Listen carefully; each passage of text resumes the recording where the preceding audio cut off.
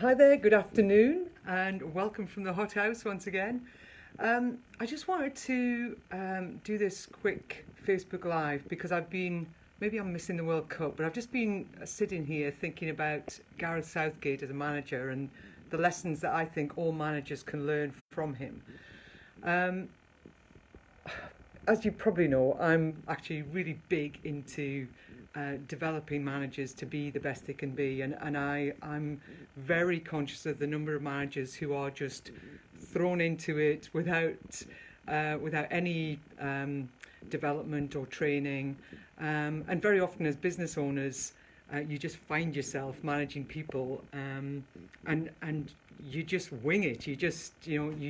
You learn lessons from people that you used to work with, maybe about how to be a good manager and how not to be a good manager.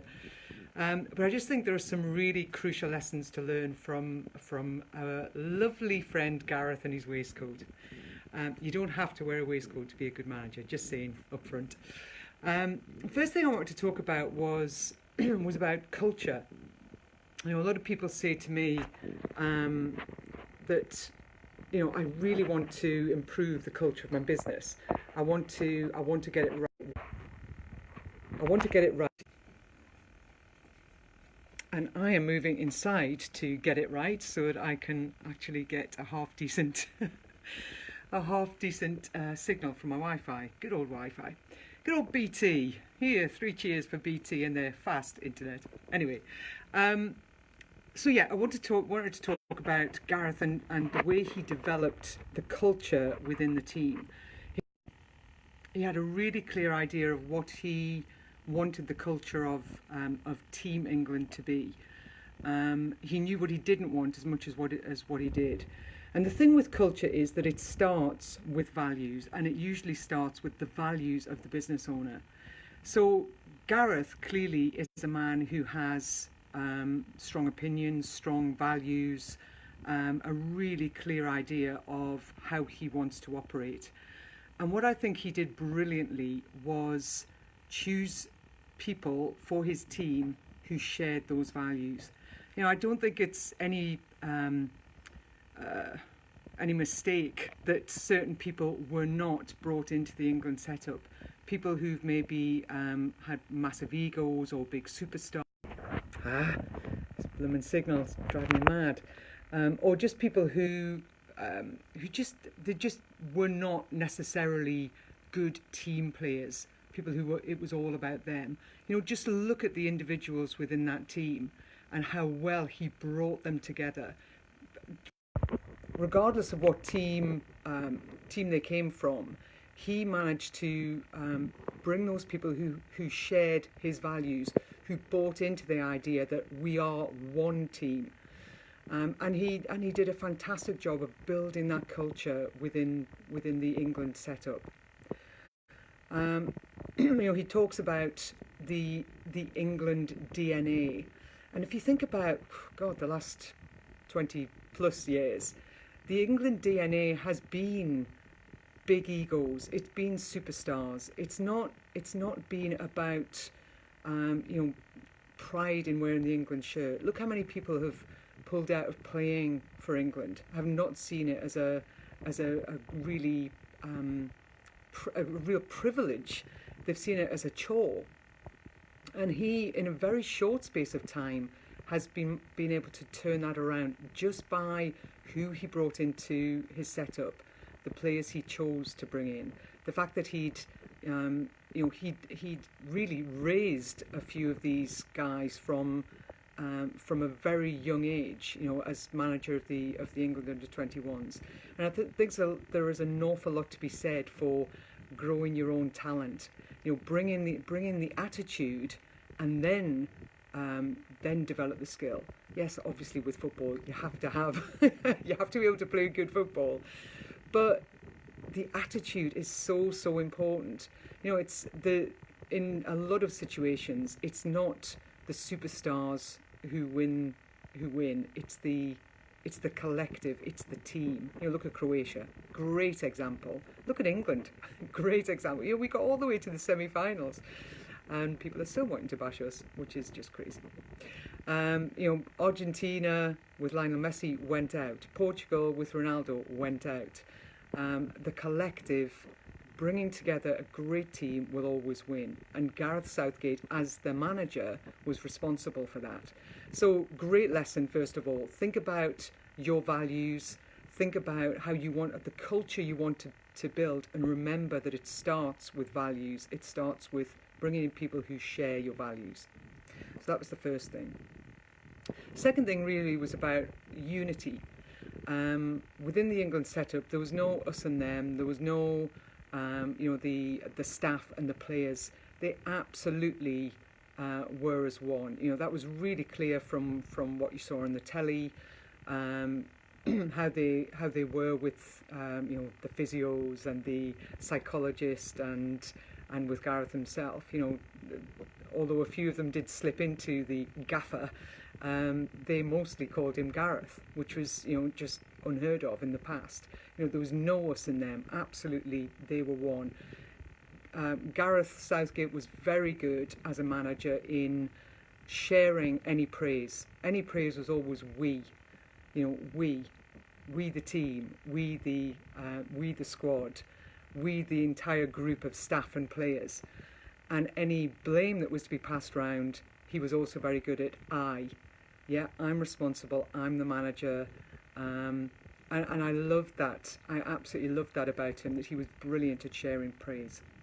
He was also very good at supporting those who were having a hard time. So, poor old Raheem Sterling, the England whipping boy, he was great at protecting him and keeping his confidence high, recognising that he was so crucial to the team effort, but also just because his values are that he would look after one of the team. He would make a really big effort to keep that person feeling confident and part of the team.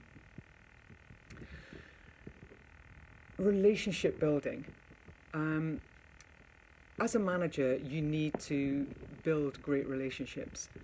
And what Gareth did was build great relationships with his competitors. When you saw him going around at the end of each match they played, he was, he seemed, obviously you can't absolutely tell, but he seemed very genuine in his congratulations to the other players, to the other staff. Made a really big point of shaking hands with everybody, and even in defeat, when it must have been absolutely killing him, when they lost to Croatia, he went round. You saw him going round to every single member of their team and to the staff, hugging them, congratulating them, and then going to his own team to just remind them how far they'd come and how well they had actually done. So relationships are really, really important. Building those relationships, same as he did with the team managers of the players he brought into the England squad. Didn't antagonise, but was just very firm, fair, and friendly with everybody that he had dealings with. Loved that about him. In terms of inspiring and motivating, which is a really, a lot of people say to me, what's the difference between a manager and leader? And there'll be books written on how managers are, the logistic experts. They just need to keep things ticking along, and that is true. A big part of a management role is making sure that the attention to detail is there, and that mistakes are not made, and that if mistakes are made, that they're learned from, and so on. But these days, you have to be a leader as well. You have to inspire and motivate a team. And quiet as he came across in the media, he was clearly a very inspiring and motivating guy. He didn't immediately crack the whip. When he first met with the squad, he took them into a room and shared what it was like, shared his vision for what it was like to be an England player, and how privileged they all were to wear the shirt with the 3 lions on it. And that is something that a lot of managers, a lot of business owners actually miss. They miss sharing the vision. Where is this all headed? Where are we all going together as a team? And he did that. He did that really, really well. Inspired and motivated. He believed in the team, and he got that across to them. He clearly showed them how much he believed in them, and as a result, they believed in themselves. Every interview, there was no talk of, oh, well, crikey, if we get to the quarterfinals, we'll be lucky, we'll have overachieved. No, we're going to win this. We're going to win this. That's what inspired the country. It's coming home. Yes, there was, as Gary Neville pointed out yesterday, there was a fair bit of English irony in that, because did any of us really believe it was coming home? Well, actually, maybe more hope than belief. But he got them to believe that they could win it, that they really could win it. Why not? Why not? What would stop them other than ultimately losing to Croatia? But he really did, he inspired and motivated them. He also treated them like adults, which is something that particularly new young managers feel that their role is to be the boss, feel that their role is to talk at people, to tell them what to do, to work with a whip rather than a carrot. And when you have adult to adult conversations with people in your team, when you give them the training and development and support that they need, when you really believe in them and remember that you have a responsibility to help them to fulfill their potential, that's when you get your team to take ownership. That's when people start to step up and go, oh, right, I'm responsible for this. This is my job. And you saw that right through the tournament with England. The team were taking ownership. The team were taking responsibility. And they were acting like adults, albeit they had an enormous amount of fun too, which was something that, again, that Gareth Southgate encouraged. He wanted them to enjoy themselves. He didn't want them to see it as this is a real hardship. It wasn't a hardship. They were massively privileged, as many people are in the workplace, and certainly in the UK. We are lucky with what we do, a lot of us. And why not have fun doing it? Why not encourage your team to have fun? Why not make it fun? Help it to be fun. It's you're at work so many hours of the day, and as a manager, it's part of your responsibility to help people to enjoy being at work, to enjoy those hours that they're there, not to be dreading coming in to work and to be managed by you. Have them, really looking forward to it. How good would that be? And that's part of that goes back to the culture and the values as well. The final thing that I really wanted to bring up as a lesson from good old Gareth was his desire to learn, his desire to be the best possible manager he could be. Look how he went and studied other really successful people, both in sport and in industry. He really wanted to learn what the most successful teams, how the most successful teams operate, and he left no stone unturned. He really wanted to learn, and he will continue to learn. He'll have already learned lessons from this tournament. He'll already be preparing for the next, because he wants to be the best possible manager he can be. And that's really what I want for each of you. I want you to be the best possible people managers that you can be. So think about the lessons from Gareth. Think about your values and your culture. Think about how you can create unity in your team. Think about the development and support that you're giving, not to the team as a whole, not just to the stars, but to every single individual, however minor their role is in the team. Think about the relationships you're building and how they will help you to be a better manager. Think about how much you're inspiring and motivating the team who work with you.